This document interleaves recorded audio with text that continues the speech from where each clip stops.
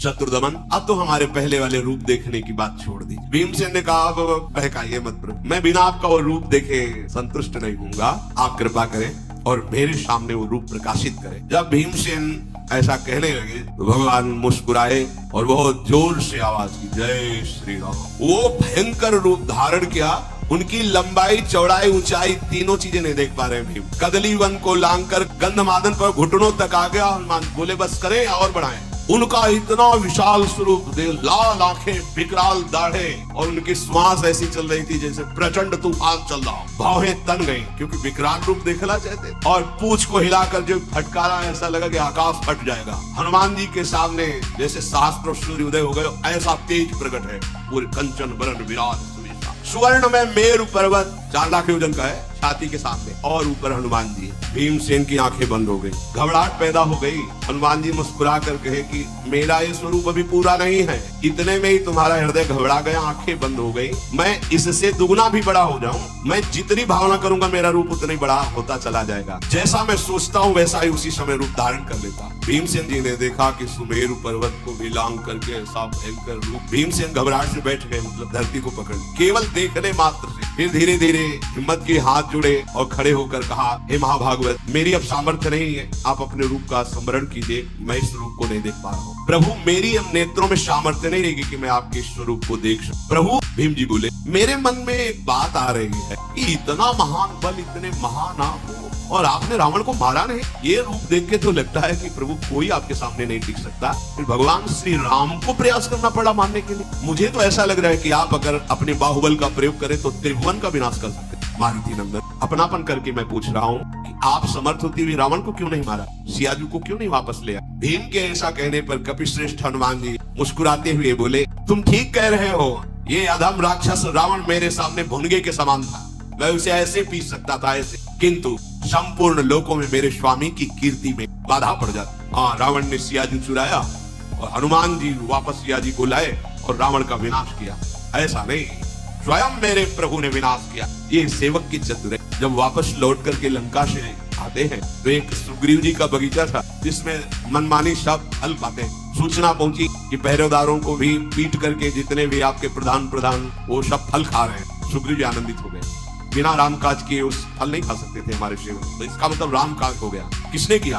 बोले मारुति नंदन हनुमान। सामने देखा और मुख प्रसन्न तन तेज विराजा, समझ गए कि इन्हें रामचंद्र कर काजा। भगवान राम भी खड़े, सम्मान के लिए नहीं, जैसे माँ अपने बेटे को गले लगाने के लिए खड़ी, जैसे हनुमान जी को गले लगा, हाथ पकड़ा, अपने आसन पे बैठा। हनुमान जी सड़क के चरणों में बैठ गए। रावण के द्वारा सुरक्षित लंका में प्रवेश करके वहां विध्वंस मचा देना, हनुमान हृदय को शीतल कर बोले, नहीं प्रभु नहीं, ये तो आप विनोद कर। ऐसा प्रभु, हमारी तो ताकत इतनी है, एक डाल से दूसरे बंदर की ताकत क्या कि समुद्र लांघ कर जाना और रावण जैसे राजा के सुरक्षित राज्य में प्रवेश कर आग लगा देना, विध्वंस मचा देना।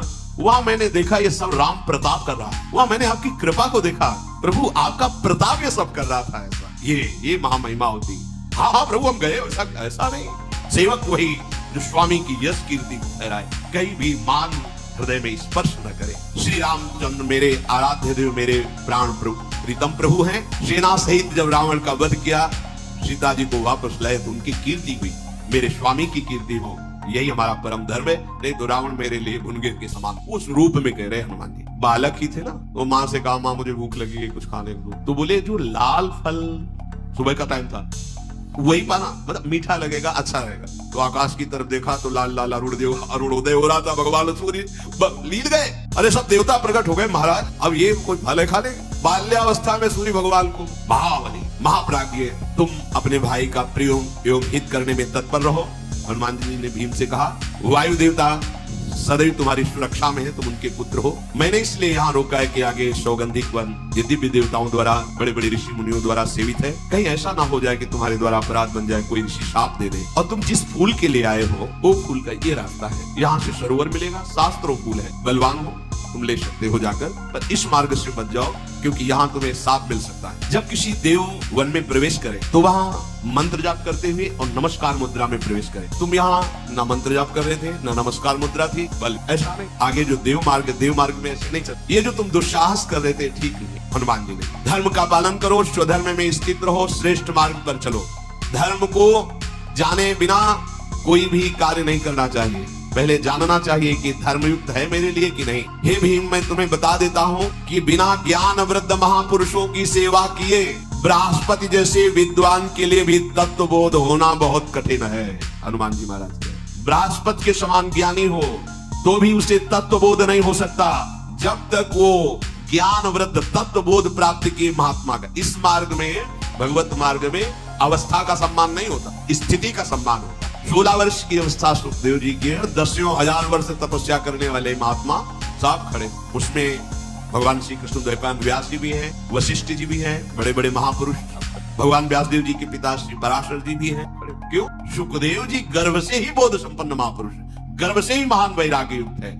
तो यहाँ वयोवृद्ध नहीं, ज्ञान वृद्ध जो तत्व बोध प्राप्त किए। अभी मालूम आपको दिखाई दे रहा है कि वो 25 वर्ष की अवस्था, लेकिन पूर्व में उसकी कैसे भजन शैली पूर्व जन्म में रही। यहाँ हनुमान जी महाराज कह रहे हैं कि ज्ञान वृद्ध महापुरुषों की सेवा किए बिना जो बोध प्राप्त किए हुए महात्मा जन है, उन सेवा का तात्पर्य होता है उनकी आज्ञा में। आज्ञा शब्द सुसाहिब सेवा, उनकी आज्ञा के अनुसार चलने स्वयं तत्वबोध हो जाएगी। ये कराना नहीं पड़ता, उनकी कृपा से तत्वबोध स्वाभाविक हो जाता है, भगवत प्रेम स्वाभाविक बढ़ने लगता है, बस उनकी आज्ञा पे चलना है। श्री हनुमान जी महाराज ने भीम की प्रार्थना से अपने स्वरूप का संवरण किया और भीमसेन तत्काल जो घबराहट हुई थी, भय हुई थी, उससे मुक्त हुए। बड़ा आनंदमय अनुभव हुआ। महाबलशाली भीमसेन को हनुमान जी के दर्शन से और संभाषण से ऐसा अनुभव हुआ कि आज मैं परम पवित्र हो गया। अब मेरे समान कोई भाग्यशाली या महाबलवान नहीं है, क्योंकि जिसके भ्राता ऐसे महान भागवत और महान बलशाली। हनुमान जी ने अपने प्रेम भरे नेत्रों से गदगद वाणी से भीम से कहा कि भीम, अब तुम वापस चले जाओ और बातचीत के प्रसंग में कभी किसी को मेरे इस स्थान का परिचय मत दे। मैं इस स्थान पे रह रहा हूँ, ऐसा किसी से मत कहना। अब तुम्हें जो प्रिय हो मांग लो, क्योंकि मेरा दर्शन व्यर्थ न जाए। कोई वरदान जो तुम्हें कहा, प्रभु मुझे अपने बड़े भाई कहने का सौभाग्य आपको मिला, इससे बड़ा वरदान मैं क्या मांगू। और मैं ये जानता हूँ कि आपके बल से जो मुझे प्राप्त करना है वो सब मैं प्राप्त कर लूंगा। आप धृतराष्ट्र के पुत्रों का वध और सिंहासन पर, ये तो आपकी कृपा से मैं प्राप्त कर लूं। पर आपकी जो इच्छा हो, मेरी इच्छा कोई नहीं। मेरी तो यही सौभाग्य कि आप हमारे बड़े भ्राता हैं, कहने का सौभाग्य मिला। हनुमान जी ने भीमसेन पर बहुत प्रसन्न होकर कहा, ऐसा ही हृदय होना चाहिए। कहने पर भी, मांग ढूंढने पर भी नहीं आनी चाहिए कि मैं क्या मांगू। हमें तो कुछ मांगना भी नहीं होता। आप कुछ को मनो जैसा मांगो। आज पांडव सनाथ हो गए भीम तुम्हारे जैसे को प्राप्त करके।